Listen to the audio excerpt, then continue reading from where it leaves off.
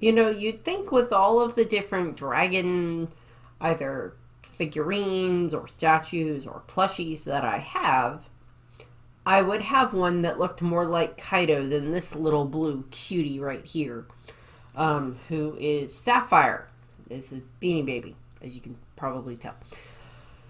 It also has a hole in it that I have yet to fix where the beads kind of occasionally fall out of, but it usually just sits over there in the corner, so I'm not really going to worry about that for now. Um, yeah, you'd think I'd have something that looked more like Kaido, but I don't. Oh well, maybe someday I'll have a really cool Kaido figurine or something like that that would be just like freaking huge in him. But not at the moment. But what I do have for today is the first of the Kaido section of the discussion for the leaders and rulers in regards to Wano, because of course Kaido is essentially the ruler of Wano for about 27, 28-ish years, give or take. All the way up from his arrival when, Odin is gone, all the way up through, Luffy and the Onigashima raid party showing up and just destroying his island, destroying his home, taking his son away from him, beating up his subordinates, and then beating him up and dropping him into a volcano. But that'll all be gotten into the later discussion videos for Kaido. This first video is going to be some basic information and then basically like his youth. And I'm planning up through Wano. I haven't fully decided where I'm going to stop with that. It depends on how long the video is at that point in time. And then the next video will pick up from this where this one leaves off. And then because of how integral Kaido is during the Onigashima battles, because like there's so many battles and so many things that happen to him specifically during the battles on Onigashima, the battle on the roof and everything. He might get 2 videos for Onigashima simply just because of how much is integral to Kaido during that time frame. So we'll see what happens there. So he might have to have 2 Onigashima videos. So Kaido might be one of the ones on here who's getting like 4 videos. Possibly 5, but I'm going to aim for 4. But that all depends. We'll see. So, Kaido of the Beasts. Renowned as the world's strongest creature. Because, Whitebeard was the world's strongest man. Big Mom is the world's strongest hag. But world's strongest creature.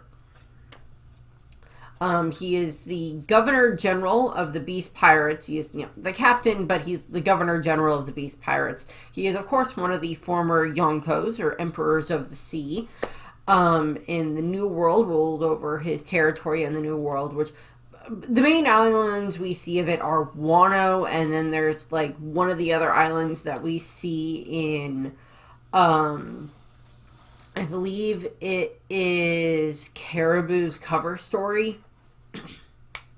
We see another island there. But we really don't, like with Big Mom, she has Totland, and that is essentially just her territory. If it is her territory, it is part of Totland. Kaido doesn't quite seem to have that set up. Technically, his reach, kind of reached into, Dressrosa a little bit because of his connection with Doflamingo, which I'll be discussing, not really in this video, but probably in the next one. But there's all of that. And he is, of course, also the father of Yamato. Much to Yamato's dismay. So, some other basic information about Kaido. He is 59 years old.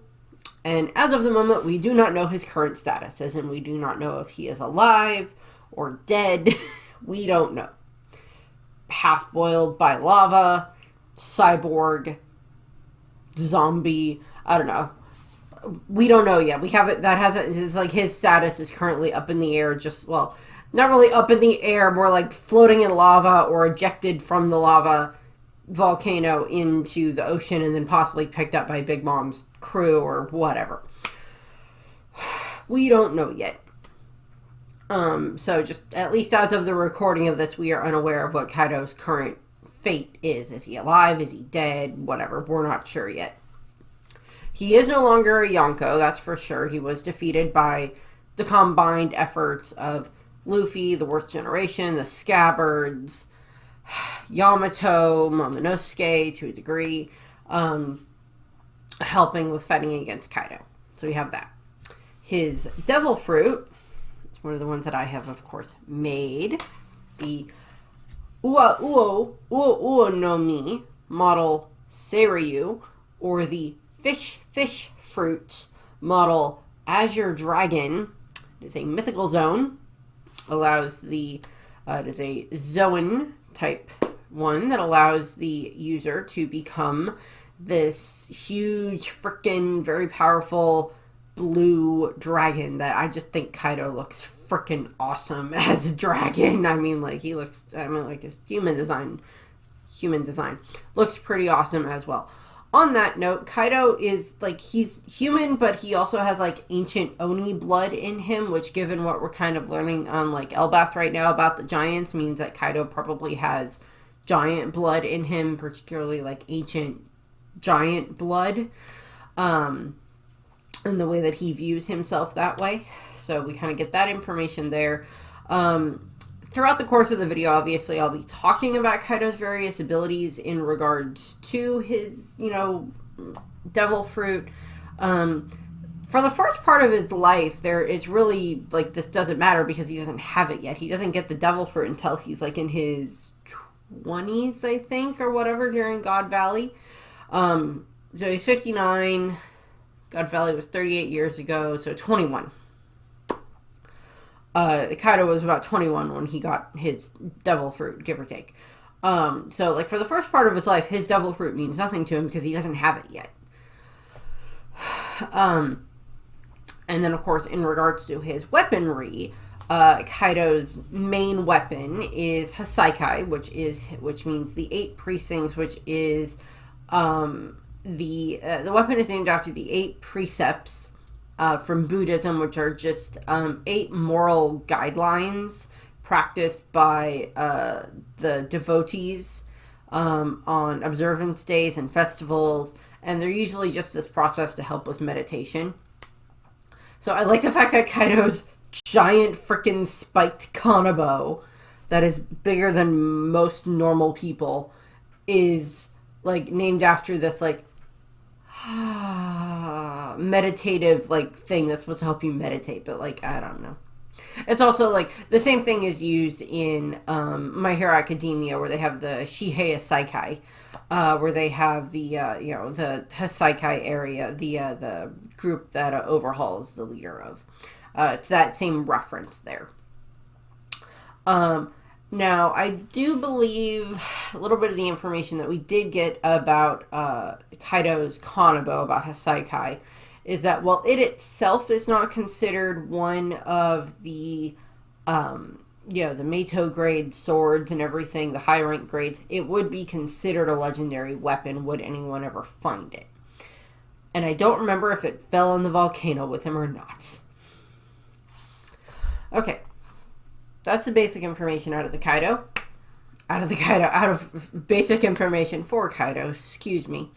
Now we're going to talk about Kaido's youth, which just seems to be just a barrel of laughs.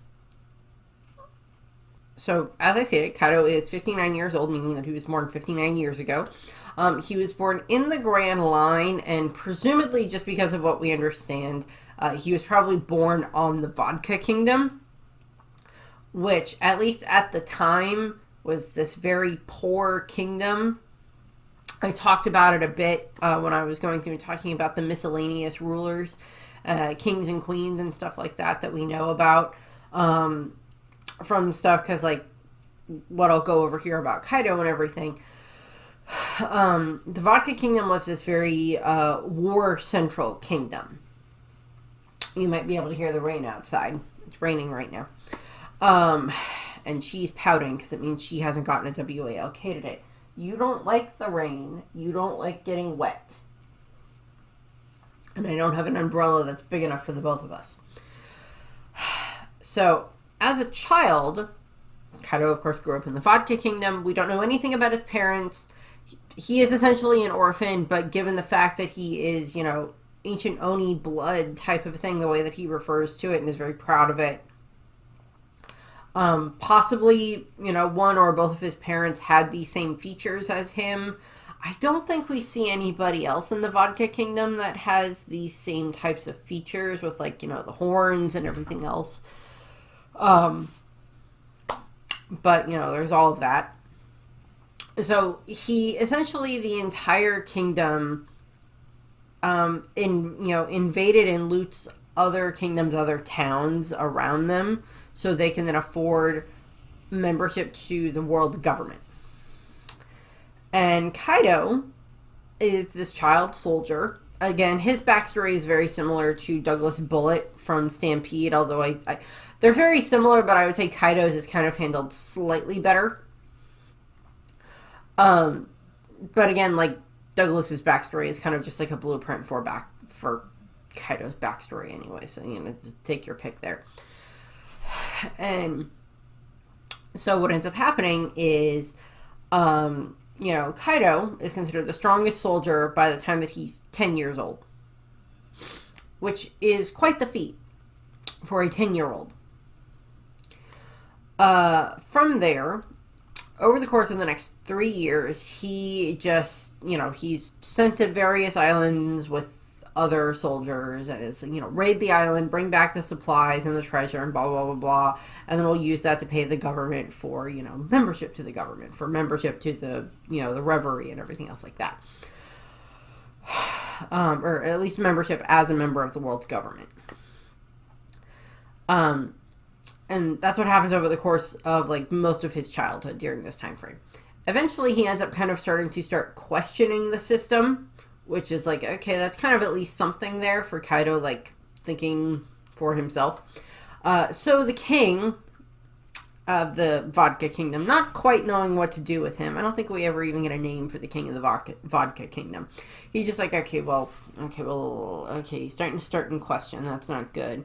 So they decide to essentially sell Kaido to the Marines. And in return, the kingdom will be given the right to attend Reverie as one of, like, the 50 kingdoms that gets to attend Reverie, alongside, you know, just list a bunch of the other kingdoms that we know go to Reverie: Alabasta, Dressrosa, the Drum Kingdom, Drum Island. You know what they were, you know, 50-something years ago at this point in time, or, well, 40-something years ago at this point in time. All of that stuff. The list of many, many other kingdoms, probably the Goa Kingdom, other ones as well. That would be there. From there, Kaido, so we get the great, you know, in the anime, they kind of pull out the scene a little bit more of, like, Kaido being brought before the king, and, like, he's all chained up, and they have, like, the Marines there, and they're like, yes, we will take him, and you will be guaranteed a spot at Reverie. And they take Kaido away, because, of course, the Marines' intention is to try to turn Kaido into essentially what would probably end up being a, you know, an admiral, or even the fleet admiral eventually, is their hope. It's essentially the same thing that they keep doing when it comes to, like, you know, all of the giant children and other miscellaneous orphans that Mother Caramel would, you know, give the world government from, you know, from Elbath. That would then be used to become, you know, Marines or Cypher Pull agents or something like that. Kaido is essentially what they're doing here, which actually lines up well, because this would be happening after Mother Caramel has died, and they are no longer able to use her to get, like, they weren't able to get Charlotte Linlin and, you know, any of the other orphans that were there. You know, their supply line there has dried up because their mountain witch is dead. So now they're like, okay, well, we heard about this really strong kid in the Vodka Kingdom, so we're gonna go and, you know, get a hold of him. Kaido does not agree with this. They get him off the island, and then he essentially just, like, escapes, and I think he destroys the battleship that's carrying him. And then he is immediately branded with a 70 million berry bounty as like a 13-year-old. To be fair, he is an exceedingly buff 13-year-old with a giant kanabo, but yeah, this is what happens here. Over the course of the next couple of years, essentially what ends up happening is Kaido gets captured and, escapes, captured, escapes, captured, escapes a bunch of different times during this time frame. With, it's just like he allows himself to get captured every time that he gets hungry, essentially. And then he then escapes after he's eaten his fill. And then he just leaves the ships again, probably destroying the ships and whatever. And he does this for several years, which probably is just like whoever the fleet admiral was at this point in time. I might have been Kong, but I don't know because we don't know when Kong became the fleet admiral in the first place. But he's probably just like, oh, this boy. Actually, it probably was Kong because this would have been only like 5-6 years, something like that, before the God Valley incident. So it probably would have been Kong, given the time frame of it. But what ends up happening is, of course, eventually Kaido ends up on Hachinosu, or Pirate Island, or Full Lead, Beehive Island. Take your pick for all the various translations of it. He ends up here about 44 years ago, so when he's about 15 years old. And, it's Pirate Island, so you're fighting, and, a bunch of pirates, he keeps picking fights with other pirates and just keeps winning and winning and winning and winning. And eventually this, draws the attention of Edward Newgate, Whitebeard. And he's like, hey, little brat, come with me, Rox wants to see you. And he takes Kaido to go meet Rox D. Zebek, the captain of the Rox Pirates. And essentially this leads to, assumedly, like, Rox just, like, being impressed enough with Kaido to be like, okay, yeah, sure, you can join our crew. We could use a cabin boy. You'll be fine. And he joins the crew. And, then he ends up meeting Charlotte Linlin. He meets Big Mom, who, by this point in time, is a mother. So, back when I did when I did the Big Mom discussion videos, because we had this information by then, for, like, how old Kaido was and when he joined the Rox Pirates and everything, and some other stuff along with the ages of, like, Katakuri and everything. And I did a whole other video where I discussed the fact of, who Yamato's mother was, who's the possibilities for who Yamato's mother is, and blah, blah, blah, blah. Kaido would have been not acquainted with Big Mom by the time that she had Katakuri, Daifuku, and Oven. So that just chucks that out of the window of, like, Kaido being their father. Because, like, they wouldn't have known each other yet, and she would have already had the kids. And they did not have they weren't in love or anything like that. They didn't have that type of a relationship. What they had was a sibling-like bond, is what Big Mom and Kaido had, what Linlin and Kaido had during the time frame that they were on the Rox Pirates. And she's like, don't, if Rox starts giving you a hard time, just, come to me and I'll go and, bash his head in or something and, put some sense back into him or something like that. I'm Big Mom, I'm Charlotte Linlin, I'm going to be the king of these seas and, all of that stuff. And Kaido and Big Mom got along for that time frame, for about, like, that 6-year time frame. They got along fairly well. Now, given what we know about the Rox Pirates and how backstabby and untrustworthy and traitorous and everything else like that they all were against each other, with, Buckingham Stussy, with, Gloriosa there, with Shiki, with Captain John, with Wang Ji and Sirax, and, like, all these other ones that we know that are part of the crew, they were all, like, backstabbing each other behind their backs, and then, of course, they were essentially a pirate crew held together by chewing gum and string, and even the chewing gum and the string didn't want to be there, essentially. And, they're literally only held together because of Rox, which is and interesting, but not very helpful for trying to have a really cohesive pirate crew. Like, I think that is something that the each of the Yonkos going forward, like we see this with, Whitebeard. He, his crew is made up of his sons, his children. And his allies are the same thing. They view him as like pops, as some form of a father figure to them. Now, if any of them have like legitimately still living or had good father figures while they were growing up, maybe it's, still like, yeah, you're pops, you're a great guy, and I had a really good dad, and you're my dad too, type of a thing. So that type of a thing. But so we get that. And then like Big Mom, hers is devoted around family as well, but it's this loyalty out of blood as opposed to loyalty out of bond. And then, Captain Jack was betrayed by his own crew, or not Jack, Captain John was betrayed by his own crew and killed by them. And, so we get a lot of that stuff, Gloriosa, and eventually ends up, various other places and everything else like that. And, Stussy, with the, Mads and everything for, like, where they all end up. Because they're all, like, backstabby and snippy and all of that stuff. They're, like, teenagers in that regard. But Big Mom and Kaido were the two that were stated to have this sibling-like bond. And Oda drew like this cute image of like them on a motorcycle, which is just adorable.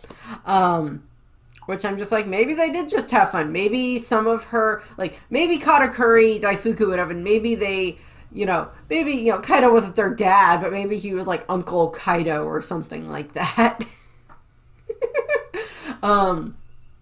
Because all of Big Mom's children up through Month Door, Cheese Dude, Book Cheese Dude, he would have been born, all of them up through him would have been born while Big Mom was part of the Rocks Pirates. Or during her time frame associated with the Rocks Pirates. And everything. So that's what we have there. So maybe he was kind of like Uncle Kaido or like Uncle Newgate or something like that in regards to like Whitebeard. Auntie Stussy, Auntie Gloriosa, Uncle Rocks. I don't know. I don't know what to say about any of that. But that's more into Big Mom territory. But then we get to the God Valley incident, which happened 38 years ago. And this is the incident that destroys the Rocks Pirates. At this point in time, the Rocks Pirates have made their way to God Valley following the messages that they have received from Ginny. Ginny is awesome. Following the messages that they have received from Ginny, along with, lots of other pirates and everything else like that. Also, the world government did stupid thing of stealing a treasure from Hachinosu, which is assumedly the Uonomi model Seiryu is what is thought to be the treasure from Hachinosu from Pirate Island. So what ends up happening is, of course, the Rocks Pirates, they rock up on God Valley during the human hunting game, and their intention is to get to the treasure, essentially probably kill a bunch of celestial dragons in the process. Not that I blame any of them for this.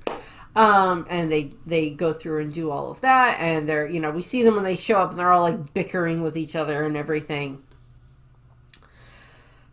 And, all of that stuff, as we saw in the anime during Kuma's flashback, we get like this whole bickering thing with all of them. And then they are going through, and we don't know exactly what happened here, but we also know that the Roger Pirates show up, and a bunch of Marines show up led by Garp, which leads to this like three-way clash between them, plus the Gods Knights are here, and the Marine, and, other Marines are here and everything else like that. So there's like all these different clashing groups that are all, fighting against each other. And essentially what ends up happening is, from what we understand, Roger and his crew kind of team up with Garp and the Marines, and they end up fighting against Rocks. And specifically, Rocks ends up defeated, and they end up, he gets defeated. And then somehow God Valley gets destroyed. While all of that is going on, we know that Linlin manages to get her hands on Kaido's devil fruit, on the Uonomi, by literally ripping it away from Ivankov, which would have been a very interesting alternate timeline there, with Ivankov with that dragon fruit. And then what devil fruit would Kaido end up getting? It's essentially like the question that needs to be asked there. Would he get the hormone fruit? Because that would be an interesting thing for him to be able to have. That would be a whole other different type of Beast Pirates crew. But what ends up happening is, of course, something essentially happens during this time frame where Kaido ends up owing Linlin a life debt. Or a debt, and then she considers it this lifelong one. Presumably what we understand is that Asgard Valley was essentially crumbling all around them, crumbling into the sea. Rox is defeated, dead, take your pick. The Roger Pirates are fleeing, the Marines are fleeing, the Celestial Dragons are all fleeing, all of this stuff. And essentially what we understand is that Big Mom saves Kaido's life by giving him the Uonomi. And this then allows him to essentially be able to escape the island, is what we assume is what happened. But we don't get the full extent of what happens there, because we haven't had, we've just had snippets of the God Valley flashback. And part of it we've only heard snippets about. We haven't actually seen anything of what happened for certain events. We're just told that she gave him the devil fruit. We're not shown what exactly happens. Are they stuck there? And she's like, well, I can't swim anyway, but this is supposed to be a devil fruit that is, gonna be able to give you powers that, as a dragon, so eat. Pulls a core soda, just shoves it into Kaido's mouth the way that he did with the Op no Mi to Law. Is essentially kind of like the image that gets painted. And so that's what happens. Kaido gets the devil fruit, and then this leads to the Rox is gone, and how the Rox pirates just crumble. A bunch of them go back to Hachinosu. Kaido is not one of them. Or he leaves very quickly after they return to Hachinosu, and they just leads into all of the different members of the Rox Pirates going their separate ways, and each of them making their own crews, which has been talked about, which I've talked about Big Mom in her own videos in that regard, and other stuff, and I'm going to talk about Kaido here. So essentially what ends up happening is Kaido is now about 21 years old, has this new devil fruit, is this former member of this really strong pirate crew, and kind of doesn't know what to do with his life. He kind of ends up just kind of wandering aimlessly for a while. And he ends up getting, he's still dealing with the Marines because he's still a pirate. He's still a former member of the Rox Pirates. He's still strong. He still has bounty on his head. Probably has gone up a bit from, 70 million. And what ends up happening is he eventually ends up getting captured by the Marines again. He defeats the Marine, or gets, captured and defeated by the Marines multiple times, but he's still not dead and everything. And, so he's just, goes through a bunch of those time frames. And eventually he ends up, we get to, he's also sentenced to death about 40 times, but he just doesn't die. So he just, gets up and is like, okay, well, that didn't work, and just leaves or whatever when he's ready. And then we get to 34 years ago. And this time frame is when he has been captured again. And he is at the Third Research Institute at Punk Hazard. Now, this is Punk Hazard before it was, half ice, half lava. This is back when it would have been this nice, fairly pristine environment, or at least for a short amount of time, because Kaido is going to blow a bunch of stuff up anyway. And what ends up happening is, Kaido's here, and he's, captured, tortured, all of that stuff. This is when his lineage factor gets extracted. It says by Vegapunk, but again, that's a bit of another question for like how that lines up with like Vegapunk's timeline for like Mads and all of that stuff. But that's where his lineage factor is extracted. They get blood and DNA and tissue samples and everything else like that. And like that stuff ends up surviving because that is what Vegapunk then uses to create his smile, or not the smile version, but the artificial version of the Uonomi that ends up going to Momonosuke, which only has one problem in the fact that it makes Momonosuke pink and not blue. So there's that. So there's all of that. And Kaido has like, okay, I've grown tired of being here. And he's like, okay, I'm kind of sick of being here. So he just decides to escape. And he's like, okay, I'm going to start building my own crew. Happenstance, he's going through the facility and he comes across this young Lunarian boy named Arbor. Albor, take your pick. Who is being held captive and is experimented on by the world government and everything. And Kaido may have known a little bit about like Lunarians because rocks seem to have certain information, because Whitebeard also mentions, certain information, and it makes sense that it would have come from rocks. Rock seems to know, like, he knew a lot of stuff that maybe he shouldn't have for certain information. So what ends up happening is Kaido frees Albor because he is actually kind of impressed with how much torture and everything else that Albor had been able to get through and not, succumb to despair and everything else. So he frees Albor and he recruits him to be his right-hand man, because essentially what ends up happening is as they're leaving, Albor like demonstrates what he is able to do. And this is after he is clearly not at full health and has been tortured and, held captive and everything for a while. And he's still able to cause a ton of damage. And Kaido is very impressed with this.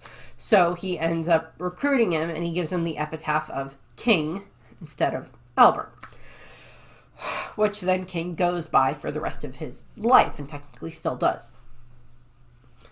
And from there, about a year later, Kaido gets somehow gets in contact with like Mads and makes the offer to Cyan, who would essentially become queen later on down the line, and asks him to join his crew.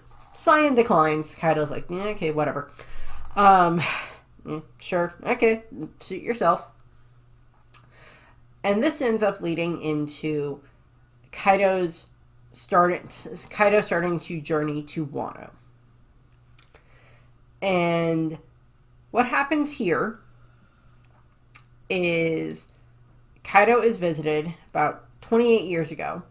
Kaido is visited by Kurozumi Higurashi, who somehow seems to know him. We still kind of have the thought that maybe Higurashi and Senimaru were like other members of the Rocks Pirates at some point in time. Maybe not as strong, but were other members of the Rocks Pirates, since Kaido kind of seems to know who she is.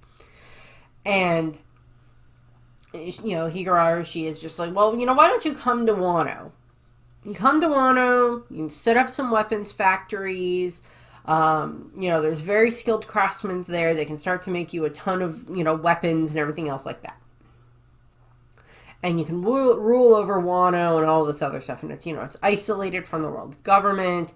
And, and you're a dragon anyway. So, and he's like, sure. And like, he's already built up his crew a bit by this point in time.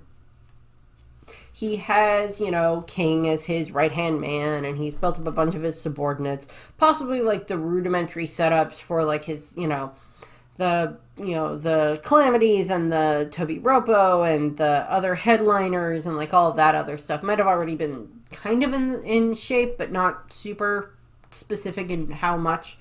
And this leads into Kaido accepting and going to Wano. Also during this time frame, Kaido becomes a father. Yamato is born. Kaido has a daughter. And she, I'm going to use this term here simply just because this is what Yamato is as a baby. We know nothing about Yamato's mother. I've already done a couple of videos where I talk about possibilities of who Yamato's mother was, / could still be. We don't know, since we don't know the status of Yamato's mother. But Kaido apparently found a woman who he had enough interest in to have a child with, and then keep the child, which says something quite interesting about said woman. So there's all of that. Has Yamato... That is something that I wish that we would have gotten in some of Kaido's flashback. Because we don't. Something that I wish we had gotten when we're getting some of Kaido's flashback, when he's fighting Luffy, or something from Yamato's point of view would be another good way of showing it, would have been what Kaido was like as a father to Yamato prior to Kozuki Oden. Prior to what happened with Oden's execution. I think I've talked about this a little bit before, but like, what kind of a father was Kaido like to Yamato back then, before Yamato started to want to be this representation of the thing that like Kaido hated, of this, like, you know, this literal scar on his reputation was, you know, Kozuki Oden. So it's like, I wish that we got some information about that, of like what Kaido was like as a father prior to that. How they would have done that, I don't know. That would have been a nice thing to see, either from Kaido's perspective for like how him and Yamato got along, or from Yamato's perspective for how they got along. Or like King there in the background, and like that type of a connection there. So that would have been interesting there. Keeping up with this, 26 years ago, Cyan, after having left Mads, tried his hand at being a pirate himself, failed, now accepts Kaido's invitation and comes and joins him on Wano and takes up the epitaph of Queen. And then we get to 25 years ago, which is when Oden has returned to Wano, makes his way to the capital, threatening to kill Orochi, and Kaido shows up and basically makes the deal with Oden of like, okay, yeah, you dance naked in the street for 5 years, once a week in the street for the next 5 years, and we'll leave when we're done. We'll leave when we're done with what we're working on currently. It's like, Kaido, you're building a giant effing mansion. I don't think you're going to leave afterwards. But sure, why not? We can all pretend that that'll be the case. From there, Kaido, Oden makes the deal, and that's what happens over the next 5 years.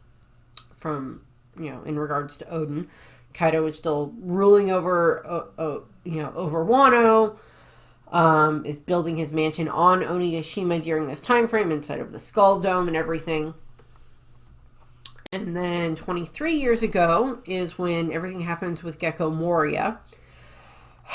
Because, Moria and his crew show up.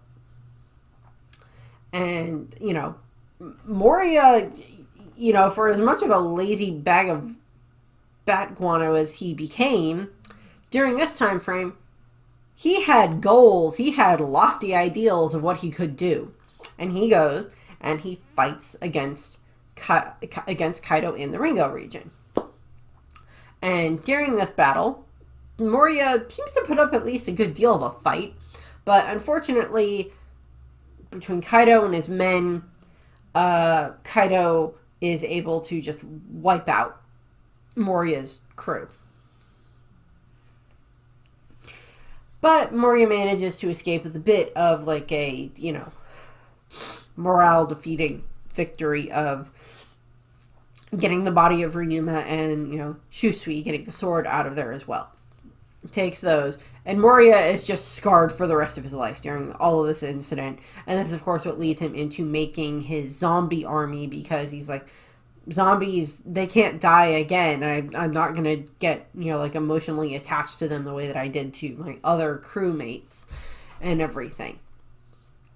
So they have that.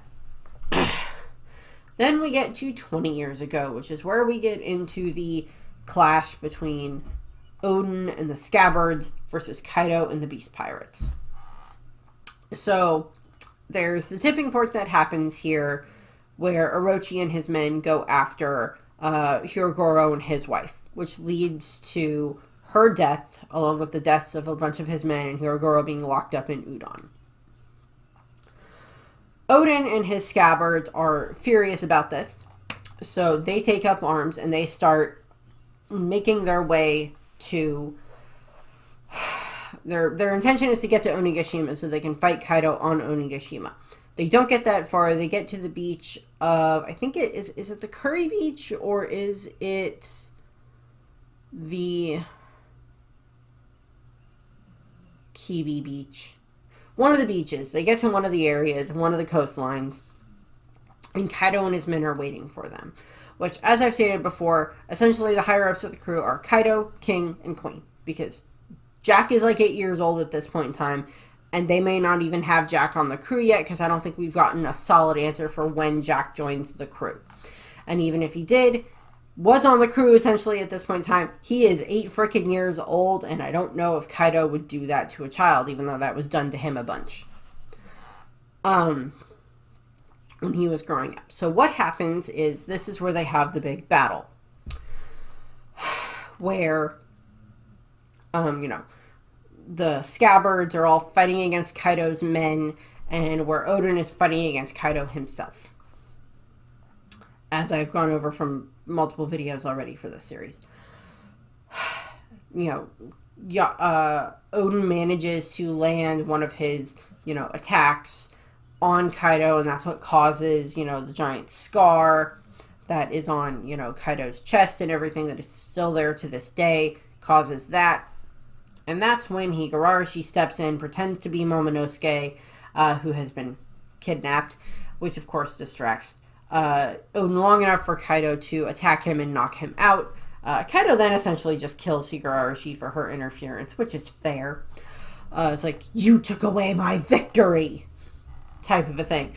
And this, of course, leads into Odin and all of the Scabbards being captured and taken back to the Flower Capital, where then 3 days later they are going to have the execution ceremony, where they're going to have, not ceremony, but the execution, where Kaido or Odin is going to be boiled alive. Kaido, having actually received a good bit of damage during his fight with Odin, there's so many different thoughts about, like, well, what would have happened if Higurashi hadn't, distracted Odin? Would Odin have been able to cause even more damage to Kaido, possibly defeat Kaido? Something like that is like one of the questions that, we don't know the answer to. So they go through that, and they're having, they have the execution is all set up. Odin gets out there, has his Scabbards, above him on the plank and everything. And Kaido's like, yeah, sure, I'll allow this. I'm entertained, I'll allow this. Like Caesar with the gladiators. Yes, I will allow this. Go ahead.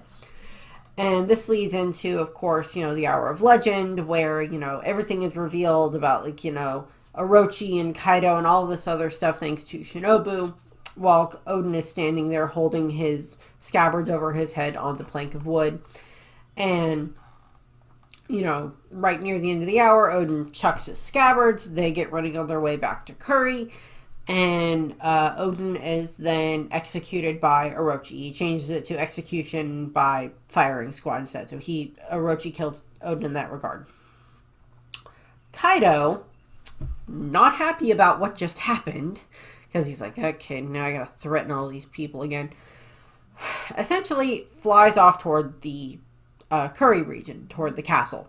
He gets to Odin Castle, attacks it, sets it ablaze, and knocks Toki out of the way, picks up Momonosuke, and is essentially holding Momonosuke over the edge of the balcony, being like, are you, who are you? Are you the son of Kozuki Odin? And of course, Momonosuke, as a child, as 8 years old, who he just found out that his father is dead, is terrified. And, can't bring himself to say it. And Kaido's like, yeah, you're no son of Odin. And just, like, drops him back inside. Because he's not a threat at that point in time, because he's too scared. And that's kind of, where that ends at the moment. And that's where we're going to end this video, because it's already at like 45 minutes. And there's still more Wano stuff to get through before I even get to present day stuff, and then Onigashima and everything. So we're gonna stop this here for now. So that's what I have for this video. I thank you very much for watching. I hope you enjoyed the video, and I hope you have a nice rest of your day. Bye.